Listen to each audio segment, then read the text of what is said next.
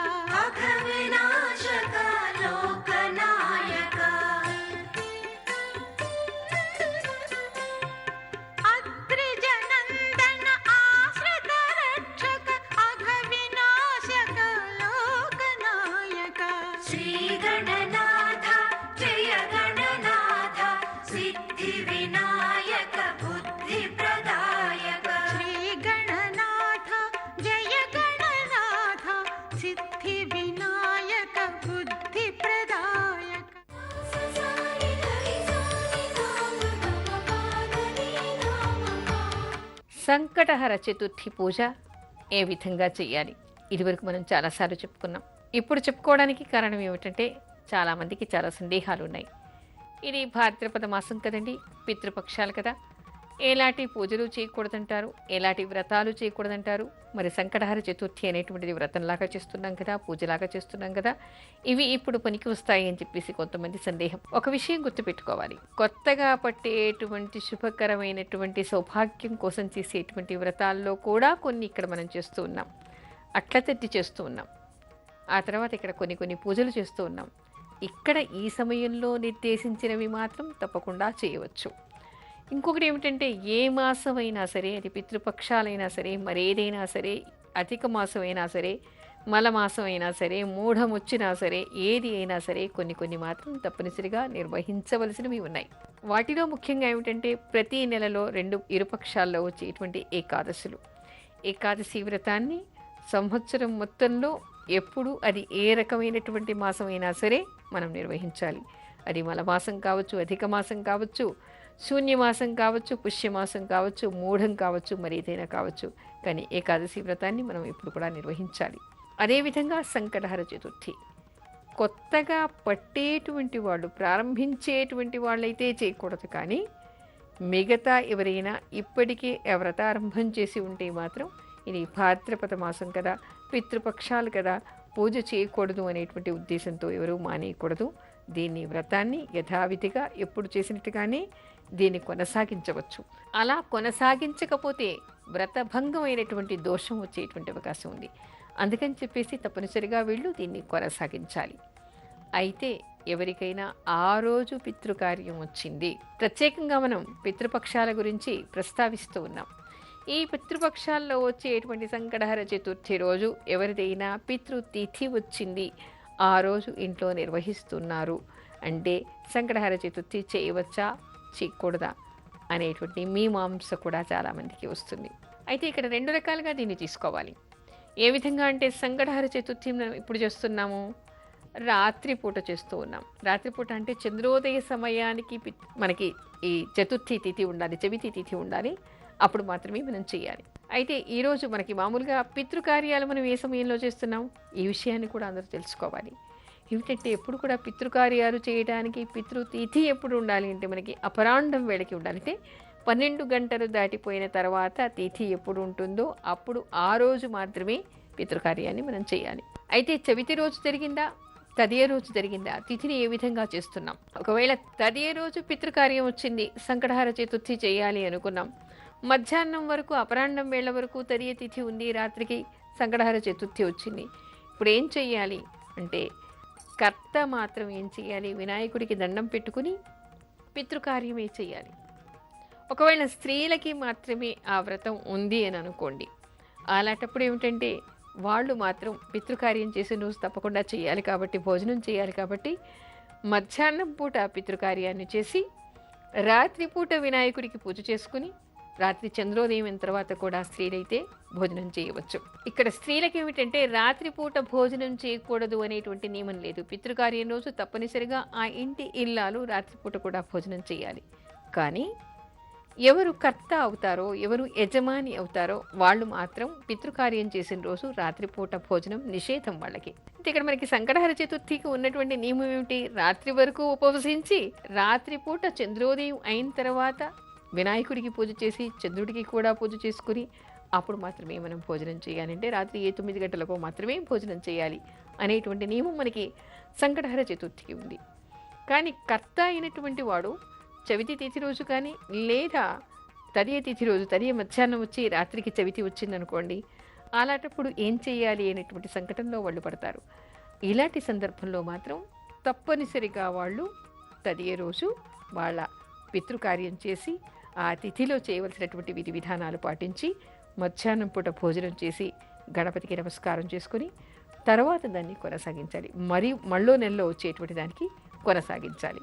అయితే మరొక విషయం కూడా గుర్తించాలి, ఎవరిదైనా పితృకార్యం వచ్చినప్పుడు ఈ పితృపక్షాల్లోనే కాకుండా మామూలు సమయంలో సరే ఇలాగే వచ్చిందనుకోండి, చవితి తిథి రోజు రావడం లేదా తదియ రోజు రావటం, రాత్రికి సంకటహర చతుర్థి రావటం అలాంటిది వచ్చినప్పుడు కూడా వాళ్ళు పితృకార్యాన్ని నిర్వహించాలి. ఆ తర్వాత నెలలో వాళ్ళు దీన్ని కొనసాగించాలి. మరొక విషయం కూడా ఇక్కడ తెలుసుకోవాలి, ఇక్కడ మనం అపరాండం వేళ్ళకేమో పితృకార్యం చేస్తూ ఉన్నాం, సంకటహర చతుర్థి ఏమో రాత్రిపూట చేస్తూ ఉన్నాం. ఒకవేళ చవితి తిథి రోజు వచ్చింది అనుకోండి, అయితే ఈవేళ రాత్రికి ప్రారంభమయ్యి రేపు రాత్రి వరకు కూడా తిథి ఉంది అనుకోండి, అలాంటప్పుడు వాళ్ళ తండ్రి కానీ తల్లికి కానీ పితృకార్యం చేయాలి, మహాలయ పక్షాల్లో చేయాలి, తిథి చేయాలి అని అనుకుంటే హాయిగా ఏ రోజు రాత్రి అంటే రాత్రిపూట, ఏ రోజు రాత్రిపూటకి చవితి ఉందో ఆ రోజు వినాయకుడికి హాయిగా పూజాధికాలు చేసుకోవచ్చు, అభిషేకాలు చేయొచ్చు, ఉపవాసం చేయొచ్చు. వాళ్ళు వ్రతాన్ని నిరాటంకంగా కొనసాగించి మరునాడు మధ్యాహ్నానికి కూడా చవితి ఉంది కదా, అందుకని మరునాడు మధ్యాహ్నం పితృకార్యాన్ని చేసుకోవచ్చు. అంటే రెండు విధాలుగా కూడా వాళ్ళకి చేసుకునేటువంటి అవకాశం ఇక్కడ తిథి ఉండేదాన్ని బట్టి, తిథి ఉండే సమయాన్ని బట్టి వాళ్ళకి అనుకూలత చేకూరుతుంది. అంటే ఈ విషయాలు గమనించాలి. మధ్యాహ్నం పూట ఏమిటో మనకి ముఖ్యం ఏమిటి, పితృకార్యం చేయడం. అపరాండం వేళకి చవితి ఉన్నప్పుడు చవితి తిథి రోజు వాళ్ళ పెద్దల కార్యం అయిందనుకోండి, తప్పనిసరిగా మధ్యాహ్నం పూట చేయాలి. మరి రాత్రిపూట మాత్రమే చంద్రోదయం అయిన తర్వాతనే సంకటహర చతుర్థి చేయాలి కాబట్టి రాత్రిపూట చవితి చేయాలి. అయితే రెండూ చేయగలిగేటువంటి అవకాశం ఎవరికి చిక్కుతుంది, ముందు రోజు రాత్రి నుంచి ప్రారంభమై మరునాడు రాత్రి వరకు చవితి తిథి ఉంటే ముందు రోజు గణపతికి పూజ చేయొచ్చు, మరునాడు పితృదేవతలకి చేయొచ్చు. లేదు ఇవాళంతా కూడా ఉంది, ఇవాళ రాత్రంతా కూడా ఉంది అని అనుకుంటే మాత్రం వాడు పితృకార్యానికే ప్రాముఖ్యత ఇవ్వాలి, చవితిని మరొక నెలలో వాళ్ళు కొనసాగించవచ్చు. ఏ విధంగా ఏర్పరచుకొని వాళ్ళు పూజ చేయాలి, అలా చేయటం వల్ల వాళ్ళకి దోషం రాదు. అయితే ఇక్కడ చెప్పొచ్చేటువంటి విషయం ఏమిటంటే సర్వజనులు కూడా పితృకార్యం ఆ రోజు కాకపోతే గణపతి తిథి, గణపతి సంకటహర చతుర్థి చేసేటువంటి అలవాటు కానీ నియమం కానీ వాళ్ళకి ఉంటే ఈ పితృపక్షాల్లో మానేయకూడదు. అయితే ఎవరు కర్త అయి ఉంటారో వాళ్ళకి ఆ తిథి రోజే పితృకార్యం చేయాల్సి వస్తే మాత్రం అపరాండం వేళకి చవితి ఉండి రాత్రికి కూడా అదే రోజు చవితి ఉంటే పితృకార్యానికి మాత్రమే ప్రాముఖ్యత ఇచ్చి మధ్యాహ్నం పూట పితృకార్యం చేయాలి. ఒకవేళ రాత్రికి చవితి ప్రారంభమై మరునాడు మధ్యాహ్నం వరకు ఉందనుకోండి, హాయిగా వాళ్ళు కర్త అయినా సరే రెండు చేయొచ్చు. ఈవేళ చవితి చేసుకోవడం, ఆ తర్వాత మరునాడు మధ్యాహ్నం వరకు ఉంది కాబట్టి మధ్యాహ్నం పూట పితృకార్యాన్ని కూడా వాళ్ళు చేసుకోవచ్చు. రెండు వైపులా కూడా వాళ్ళకి అనుకూలత చేజిక్కుతుంది. ఈ సున్నితమైనటువంటి విషయాల్ని ఆ తర్వాత తిథి ఎంతవరకు ఉంది అని గమనించి వాళ్ళు నిర్ణయాలు తీసుకోవాలి.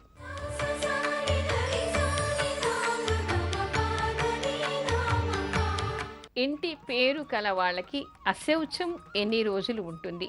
మామూలుగా ఏమిటంటే గ్రామీణ ప్రాంతాల్లో ఏం జరుగుతుంది, ఈ విషయాన్ని మాత్రం అందరూ చాలా సున్నితంగా లోతుల్లోకి ఆలోచించాలి.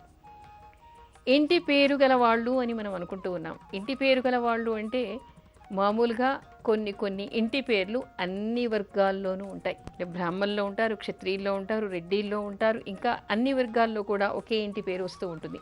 అసలు దీనికి ఇంటి పేర్లు ఎలా ఏర్పడతాయి అనేటువంటి విషయాన్ని కూడా మనం తెలుసుకోవాలి. ఒక్కోసారి ఏమవుతుంది, ఒక ప్రాంతం నుంచి ఎవరైనా వలస ఇంకో ప్రాంతానికి వెళ్ళారనుకోండి, ఆ ఊర్లో ఏం చెప్తూ ఉంటారు, వీళ్ళు ఆ ఊరి వాళ్ళండి, ఆ ఊరి వాళ్ళండి అని చెప్తూ ఆ ఊరి పేరు వీళ్ళ ఇంటి పేరుగా మారిపోతుంది కొన్ని రోజులకి. ఆ తర్వాత అక్కడ వాళ్ళు ఉండిపోవడం, స్థిరపడిపోవటం వలన వాళ్ళ పిల్లలకి, వాళ్ళ మనవలకి, ఆ తర్వాత వాళ్ళ దాయాదులకి ఆ మూల పురుషుడి నుంచి వచ్చేటువంటి వంశానికి మొత్తానికి కూడా అది ఇంటి పేరుగా ఏర్పడుతూ ఉంటుంది. అలా ఏ వర్గం వాళ్ళు ఆ ఊరి నుంచి మరొక ఊరికి వెళ్ళారనుకోండి, అక్కడ అన్ని వర్గాల వాళ్ళకి కూడా ఆ ఊరి పేరే ఏర్పడుతూ ఉంటుంది. ఉదాహరణకి మోతే అనే పేరుందనుకోండి, ఈ మోతే అనేటువంటి పేరు బ్రాహ్మలకి ఉంది, ఇతర వర్గాల వాళ్ళందరికీ చాలామందికి కూడా ఉంది. కోమట్లకి ఉంది, రెడ్డిలకి ఉంది, ఇతర వర్గాలకి కూడా ఉంది. అంటే ఏమిటి, మరి ఇంట్లో ఇక్కడ ఈ వర్గం వాళ్ళ ఇంట్లో ఎవరైనా పోతే మిగతా వర్గం వాళ్ళందరూ కూడా పాటిస్తున్నారా? పాటించేటువంటి అవసరం ఏమీ లేదు. ఇక్కడ తెలుసుకోవాల్సినటువంటి విషయం ఏమిటి అంటే, ఇక్కడ ఇంటి పేరు అనేటువంటిది ముఖ్యం కాదు. అలా కాకుండా ఒక ఊరిలో ఉన్నప్పుడు ఆ ఇంటి పేరు గల వాళ్ళంతా అక్కడ ఉన్నారంటే వాళ్ళ మూల పురుషుడి నుంచే ఇక్కడ ఈ కుటుంబాలన్నీ ఏర్పడి ఉంటాయి. కాబట్టి ఆ ఇంటి పేరు గల వాళ్ళందరూ కూడా అక్కడ దాన్ని పాటించడం అనేటువంటి ఆనవాయితీ వచ్చింది. ఏదైనా సరే మనకి సగోత్రీకులు అని చెప్తుంటారు, ఒకే గోత్రం కలిగినటువంటి వాళ్ళు. మామూలుగా ఏమిటంటే పూర్వకాలం నుంచి కూడా ఒక కుటుంబం ఒకే దగ్గర స్థిరపడటం లేదు, అనేక ప్రాంతాలకి వలసలు పోతున్నాయి. వలసలు పోయినప్పుడు ఏమిటంటే వాళ్ళు అక్కడ పోయినా కూడా వీళ్ళకి తెలియటం లేదు. ఇక్కడ చెప్పుకునేటువంటి విషయం ఏమిటంటే, ఎవరైనా సరే వాళ్ళ సగోత్రికులు, వాళ్ళ కుటుంబానికి సంబంధించినటువంటి వాళ్ళు. శాస్త్రం కూడా మనకేం చెప్తోంది, 7 తరాల వాళ్ళకి 7 తరాల వరకు వీళ్ళు దీన్ని పాటించాలి. 7 తరాల వరకు అంటే ఇప్పుడు మనకి తాతగారు ఉన్నారు, ఆ తాతగారికి అన్నతమ్ములు ఉన్నారు, వాళ్ళ పిల్లలు ఉన్నారు, వీళ్ళు ఆంధ్రప్రదేశ్లో ఉన్నారు, ఇంకో తాతగారి పిల్లలు అమెరికాలో ఉన్నారు, ఇంకో తాతగారి పిల్లలు లండన్లో ఉన్నారు, ఇంకో తాతగారి పిల్లలు ఇక్కడెక్కడో బొంబాయిలో ఉన్నారు. మరి వాళ్ళ కుటుంబంలో ఏదైనా జరిగింది, ఎవరైనా పోయారు, ఎవరైనా పుట్టారు అన్నప్పుడు ఈ ఇంటి పేరు గల వాళ్ళందరూ కూడా ఏ దేశంలో ఏ రాష్ట్రంలో జరిగినా కూడా మిగతా వాళ్ళందరూ కూడా దాన్ని పాటించాలి. ఎందుకంటే కేవలం మన తాతగారో ముత్తాతగారో వాళ్ళ అన్నదమ్ముల పిల్లలో దాయాదులు, వీళ్ళంతా దాయాదులు అనబడతారు. అలాంటి వాళ్ళకి జరిగినప్పుడు అంటే మరణం వచ్చినా ఎవరైనా పుట్టినా కూడా దీన్ని వీళ్ళందరూ, ఈ కుటుంబ సభ్యులందరూ కూడా పాటించాలి. ఎప్పుడైతే మూల పురుషుడి నుంచి 7 తరాలు జరిగిపోతుందో అలాంటప్పుడు ఇన్ని వార్తలు చెప్పినప్పుడు, ఎప్పుడోనండి అమెరికాలో ఉన్నారు, వాళ్ళు పూనాలో సెటిల్ అయిపోయారండి, కొన్ని తరాలు జరిగిపోయిందండి, అసలు ఎప్పుడో వాళ్ళ మూల పురుషుడు ఎవడో కూడా మాకు తెలియదండి, 7-8 తరాలు పోయాయి, ఇప్పటికీ మాకు వార్తలు తెలుస్తున్నాయి, తెలిసినప్పుడు మేము పాటించలేకుండా ఉన్నామని కొంతమంది చెప్తూ ఉంటారు. అలాంటప్పుడు ఏమిటంటే 7 తరాలు ఎప్పుడు జరిగిపోయిందో దానికి ఒక కార్యక్రమం ఉంటుంది. ఒక నది దగ్గరికి వెళ్ళి దానికి శాస్త్రోక్తంగా మీకు మాకు ఇక్కడి నుంచి సంబంధాలు లేవు అంటే శత్రుత్వం అని ఇక్కడ అర్థం కాదు. అంటే మాకేదైనా వస్తే మీరు శాస్త్రీయంగా పాటించవలసినటువంటి అవసరం లేదు, మీకేదైనా వస్తే మేము శాస్త్రీయంగా పాటించవలసినటువంటి అవసరం లేదు అని చెప్పేసి అక్కడ ఒక పద్ధతిగా వాళ్ళు దాన్ని విడదీసుకుంటారు. ఆ తర్వాత ఏమిటంటే వాళ్ళు స్నేహంగా ఉండొచ్చు, మాట్లాడచ్చు, ఒకరి ఇంటికి ఒకళ్ళు రావచ్చు, శుభకార్యాలకి పిలుచుకోవచ్చు, చెడు అయినప్పుడు బాధపడవచ్చు, కానీ పాటించవలసినటువంటి అవసరం 7 తరాలు జరిగిపోతే పాటించక్కర్లేదు అని చెప్పేసి మనకి శాస్త్రం చెప్తోంది. కాబట్టి పాటించక్కర్లేదు. అందుకని ఎవరికైనా ఇక్కడ గుర్తు పెట్టుకోవాల్సినటువంటి విషయం ఏమిటంటే, ఇంటి పేరు గల వాళ్ళు అనేటువంటిది కాదు, ఇంటి పేర్లు అనేక రకాలుగా ఏర్పడుతూ ఉంటాయి. ఇంటి పేరు అనకుండా మన సంబంధీకులా కాదా, మన వంశం వాళ్ళ కాదా, మనకి కావలసినటువంటి వాళ్ళ కాదా, మనం ఆ కుటుంబంలోని వ్యక్తులమా కాదా అని తెలుసుకుని ఈ అశౌచాన్ని కానీ పురుడుని కానీ పాటించాలి అని చెప్పేసి మనకి శాస్త్రం చెప్తోంది. అమెరికా నుంచి ఇందిర గారు మెయిల్ రాశారు. వీరి సందేహం ఏమిటంటే, మా వారి తాతగారు అంటే మా మామగారి నాన్నగారు చనిపోయారు, తర్వాత 13వ రోజు అయిపోయింది, ఇప్పుడు మేము రోజు దీపారాధన చేసుకోవచ్చా? ఇండియాలో ఇంటికి గృహప్రవేశం చేశాము కానీ దానిలో ఉండటం లేదు, సంవత్సరీకం లోపు దేవుడి మందిరాన్ని కొత్త ఇంటిలో పెట్టుకోవచ్చా లేదా సంవత్సరీకం అయిన తర్వాతే పెట్టాలా? కార్తీక మాసం ఈ సంవత్సరం మేము ఉపవాసాలు చేయొచ్చా అంటూ వీరు అనేక ప్రశ్నలు సంధించారు. మీరేమన్నారు? మీ మామగారి నాన్నగారు అంటే మీ వారికి తాతగారు చనిపోయారు, అయితే తాతగారు చనిపోతే 13వ రోజు మీరందరూ కూడా గమనించండి, దీపారాధన రోజు చేయొచ్చా అని మీరు అడిగారు. అసలు బ్రాహ్మలు ఏం చేస్తారంటే, ఏ కొడుకు ఏ కర్త తన తండ్రికి ఇలాంటి కార్యక్రమాలు నిర్వహిస్తాడో అవన్నీ అయిపోయిన తర్వాత 12వ రోజు వైకుంఠ సమారాధన అని చేసి అక్కడ ఆ కర్త అంటే ఎవరు కర్మ చేశారో ఆ వ్యక్తి భార్య చేసినే దేవుడికి దీపారాధన చేయించి నివేదన చేయిస్తారు దేవుడికి. అంటే ఈ రోజు నుంచి మీకు మైలంతా అయిపోయింది, ఇక్కడి నుంచి నిత్యంగా మీరు చేసుకునేటువంటి కార్యక్రమాలన్నీ కూడా నిరాటంకంగా చేసుకోవచ్చు అనేటువంటి సంకేతం మీకు ఇక్కడ కనిపిస్తుంది కదా. అంటే ఇక్కడ నేను చెప్పొచ్చేటువంటి విషయం ఏమిటంటే, మీరే కాదు, మీ మామగారు వాళ్ళ తండ్రికి కర్మ చేశారు, మీ మామగారు మీ అత్తగారు కూడా నిత్య వీధిలో నిత్యంగా మీరు చేసుకునేటువంటి పూజలు, దీపారాధనలు, పారాయణలు, నివేదనలు అన్నీ కూడా యథావిధిగా రోజు చేసుకోవచ్చు. 13వ రోజు అయిపోయింది కాబట్టి ఎవరికి ఎలాంటి అభ్యంతరం పూజ చేసుకోవడానికి లేదు. అయితే మీకెవ్వరికీ కూడా ఇప్పుడు మామూలుగా ఏమిటంటే కార్యక్రమాలు చేయొచ్చా అనేటువంటిది చాలామందికి సందేహం. దీపారాధన అందరూ చేయొచ్చు, అంటే కర్మ చేసినటువంటి వ్యక్తి కూడా నిత్యం దీపారాధన చేయొచ్చు. కాకపోతే ఇక్కడ తేడాలు ఏమిటంటే, మీ మామగారు వాళ్ళ తండ్రికి కర్మ చేశారు, అంటే మీ మామగారికి మీ అత్తగారికి మాత్రమే ఏటి సూతకం ఉంటుంది తప్ప మీకెవరికి ఉండదు.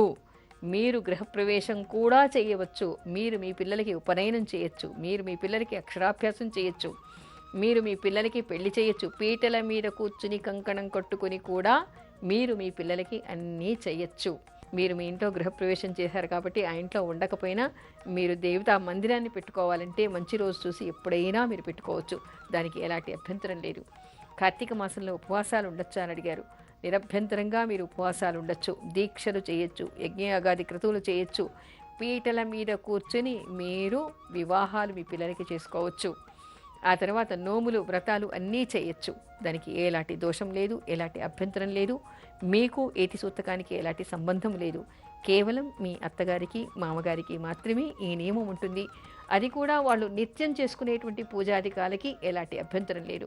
ఆ తర్వాత కంకణం కట్టుకునేటువంటి వ్రతాలేవి కూడా ఆవిడ చేయకూడదు, మీరు చేయొచ్చు. మీ అత్తగారు చేయకూడదు కానీ మీరు చేయొచ్చు. అంటే ఏమిటి ఇక్కడ, కర్త కానీ కర్త భార్య కానీ కొత్త పనులు చేయకూడదు, వాళ్ళ ఇద్దరికీ మాత్రమే ఏటి సూతకం. కానీ మిగతా కుటుంబ సభ్యులెవరికీ కూడా అది వర్తించదు, ఉండదు. కేవలం 10 రోజులు మాత్రమే మైలం ఉంటుంది, ఆ తర్వాత శుద్ధి అయిపోతుంది. మీకు ఎలాంటి సంబంధం లేదు. సంబంధం అంటే వాళ్ళతో మీకు సంబంధం లేదు అని కాదు, మీరు ఏవైనా పాటించడానికి మీకు అధికారం ఉంది, ధర్మశాస్త్రం రీత్యా మీకు అది తప్పు కాదు అనేటువంటి విషయాన్ని తెలుసుకోవాలి. ఇప్పుడు అర్చనలో కొన్ని భక్తి గీతాలు.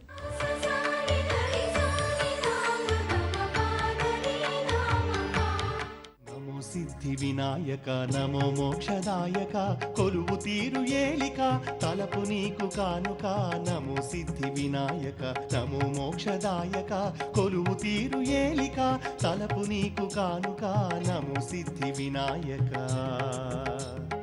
నమో మోక్షదాయక.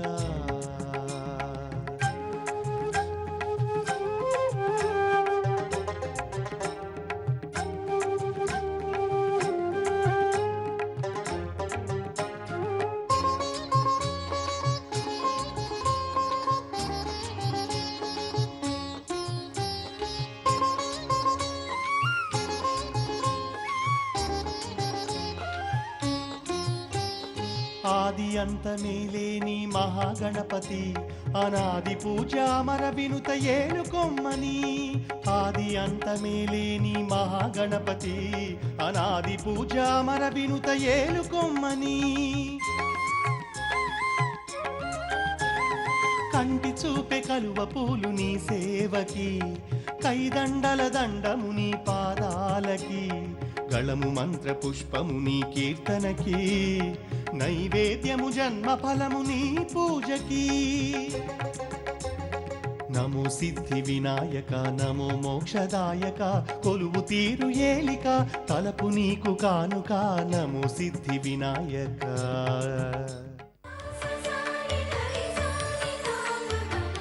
గోపురంపై మీ అమూల్యమైన సలహాలు, మీ సందేహాలు మాకు మా ఈమెయిల్ ఐడికి కానీ మా చిరునామాకి కానీ తెలియపరచవచ్చు. మా చిరునామా Gopuram care of Zee Telugu, post box number 102, Khairatabad, Hyderabad 5,04,000. మా ఈమెయిల్ ఐడి gopuram.ztelugu@gmail.com. తిరిగి రేపటి గోపురంలో మరికొన్ని సాంప్రదాయాలు చెప్పుకుందాం. అంతవరకు సెలవు.